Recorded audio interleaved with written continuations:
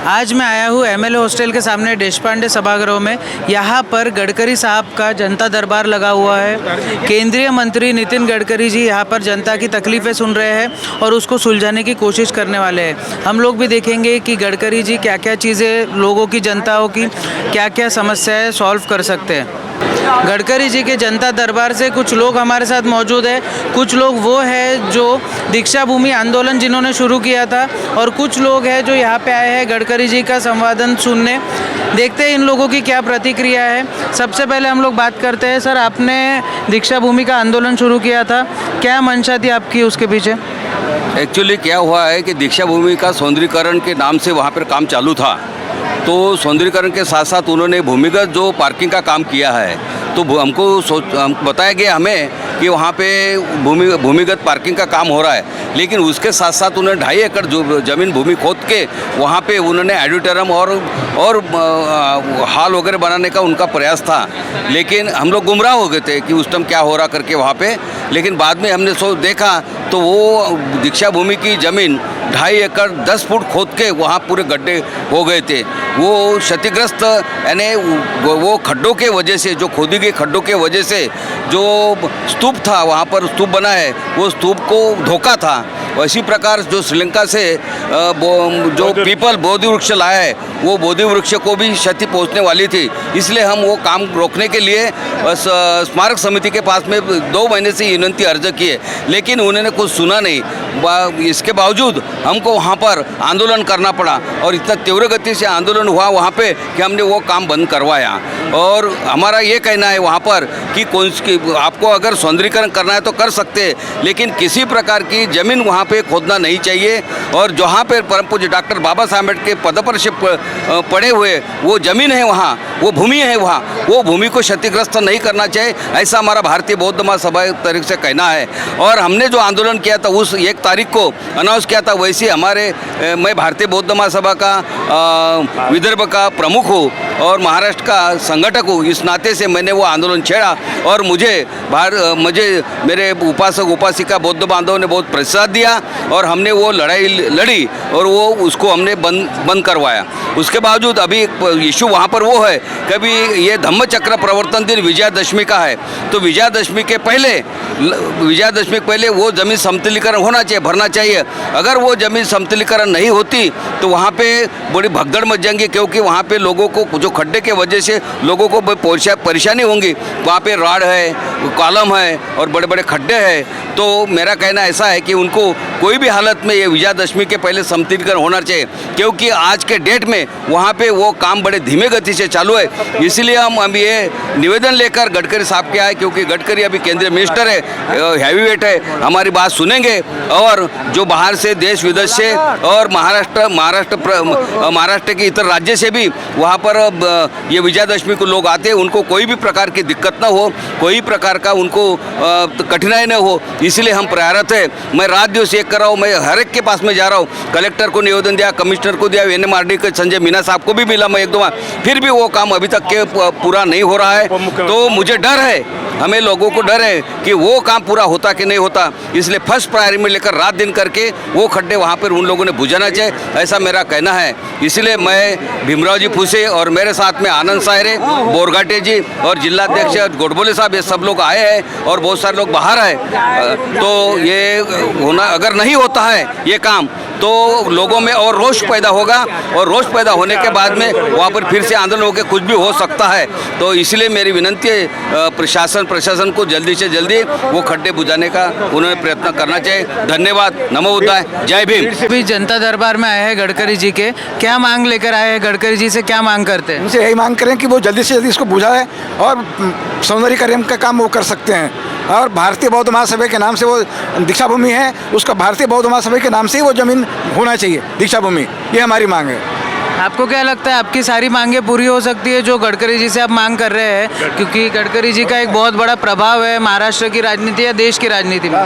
गडकरी साहब बहुत अच्छे मंत्री है, वो उन्होंने पूरा महाराष्ट्र क्या पूरे इंडिया में अपना नाम चमकाया है परिवहन मंत्रियों के वजह से। तो हमको पूरी उम्मीद है कि गडकरी साहब ये हमारा भारतीय बौद्ध महासभा की ओर से दीक्षा भूमि का जो कार्यक्रम है वो हमने हाथ में लिया है, वो पूरा करेंगे।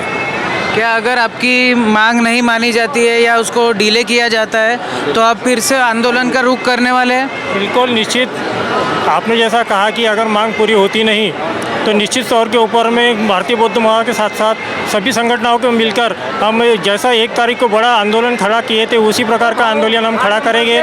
लेकिन हमें उम्मीद है कि गडकरी साहब ने जो अगर NMRD और NIT के अधिकारियों को अगर आदेश दिए तो वो खड्डे का समतलीकरण पूरा हो सकता है और जल्दी से जल्द 10 सितंबर या 15 सितंबर के बीच में उसका समतलीकरण होना चाहिए। और आने वाले जो देश विदेश से और जो उपासक उपासिका है जो बाबा साहब अम्बेडकर के अनुयायी है उनकी कोई भी दिक्कत ना हो, इसलिए मुझे पूरा विश्वास है कि गडकरी जी के आदेश के ऊपर में NMRD और NIT के अधिकारी उसका समतलीकरण 15 सितंबर के पहले करेंगे, ऐसी मुझे आशा है। क्या आने वाले समय में यह आंदोलन और तीव्र हो सकता है अगर सरकार आपकी बात नहीं मानती या उसमें विलम्ब करती है? ऑफ कोर्स उसमें कोई सवाल नहीं। जब अगर वो हमारी मांग है वो भरना चाहिए, अगर भर के नहीं होता है तो आने वाले लोगों को लिए हमको दिक्कत नहीं करना चाहिए, इसलिए हम जल्दी से जल्दी उसको आंदोलन तो करना ही पड़ेगा और लोगों को बुलाएंगे और इससे बहुत बड़ा आंदोलन हो सकता है। पूरी जनता आएंगे, वहाँ से बाहर से भी आ रही, आज भी वहाँ पर अपने बहुत महाराष्ट्र के जिलों से लोग आए, नांदेड़ से आए,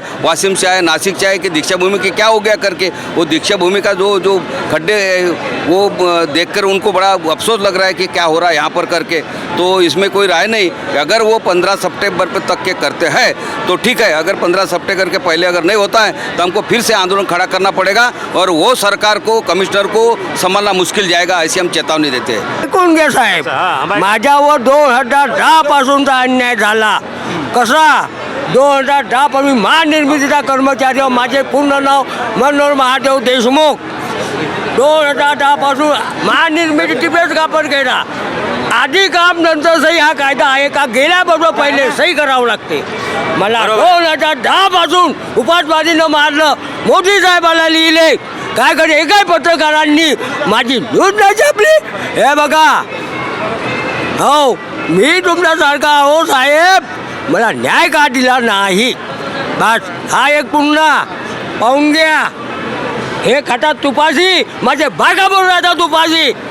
झिंगवाई टाकरी खसरा नंबर 3/1 4/4 5/1 इस पर जो ओपन स्पेस है उस पर किसी प्रभावशाली व्यक्ति ने कब्जा कर लिया है और वो कहता भी है कि ये मुझे पता है ये तुम्हारी जगह है, लेकिन ये मेरे काम की है, मैं रखता हूँ, मैं इसके बदले तुम्हारे को दूसरी जगह देता हूँ, वहाँ पे बगीचा बना देता हूँ। यहाँ पे प्लान सैंक्शन हो गया था इसका कारपोरेशन से 22 लाख रुपए, वो भी बनने नहीं दिया उसने। वो मटेरियल आके गिरा था वहाँ पे बगीचे के लिए, वो भी होने नहीं दिया और वो उठवा लिया। टेंडर भी निकला था। ये सर, ये किसने आपकी ज़मीन पर कब्जा किया? नाम क्या है उनका? प्रभावशाली व्यक्ति है, बीजेपी का ही कार्यकर्ता है। क्या नाम है उनका? गिरे, दीपक गिरे। तो आपकी कुछ उनसे बात हुई, आपने उनको बताया अपनी समस्या? कई बार बताया समस्या, मेरा कोई कुछ नहीं कर सकता, मैं तुम्हारे घर गिरवा दूंगा, सबके घर गिरवा दूंगा, ऐसा बोलता है। तुम्हारा ही धमकियाँ देता है लोगों को, लेआउट वालों को। आपको भी सेम समस्या है? हम सब साथ में। हम जय दुर्गा सोसाइटी उज्जवल नगर झिंगाबाई टाकली के हम लोग रेसिडेंट्स हैं और यह 2013 से हम लोग की समस्या है जो रेगुलराइज लेआउट की जो ओपन स्पेस है पब्लिक यूटिलिटी की, वो जो है बुरी तरह से इंक्रोच हो गया है और बहुत पता ही नहीं चलता है, लवारिस पड़ा हुआ है। जबकि 2019 में टेंडर भी निकला था इसके बाउंड्री कंपाउंडिंग वाल के लिए, लेकिन वह कोविड के कारण जो है कैंसिल हो गया। लेकिन उसके बाद से इस पर कोई एक्शन नहीं लिया गया और हम लोग लगातार जो है कई जो है रिमाइंडर्स दे दिए, NMC को दिया गया। और देखिए क्रोनोलॉजी ऑफ इंसिडेंट्स हैं 2013 से कॉरस्पॉन्डेंस जो है हम लोग कर रहे हैं और इसके बाद जो है लास्ट जो है हम लोग 4 तारीख को भी जनसंपर्क लगा था गडकरी साहब का और यह टेंडर निकला था 2019 में। ये टेंडर 2019 में निकला था इस पर कोई कंपाउंडिंग वाल के लिए ओपन स्पेस के, लेकिन अभी तक जो है इस पर कोई एक्शन नहीं हुआ। तो माननीय मंत्री महोदय से मेरा रिक्वेस्ट है, आग्रह है कि हम सभी लोगों की समस्याओं पर जो है जल्दी जो है समाधान करें और RTA में एप्लीकेशन करते हैं तो उलझुल जवाब देता है एनआईटी, और वो बोलता है हमारे को नौकरी करना है, उनकी सत्ता है, उनके ही सरकार है। कारपोरेशन में भी सेम जवाब मिलता है। हमारी समस्या ऐसी है कि हम लोग राष्ट्रीय नगर नागरिक समिति की तरफ से आए हैं। तो आज गडकरी साहब ने जन संवाद कार्यक्रम रखा है नागपुर इम्प्रूवमेंट ट्रस्ट से रिलेटेड जो भी प्रॉब्लम है। तो हम जिस क्षेत्र में रहते हैं ये बेल तरोड़ी पे स्थित है। 3-4 का सोसाइटी मिलके हमारा एक लेआउट है, उसका नाम है राष्ट्रीय नगर।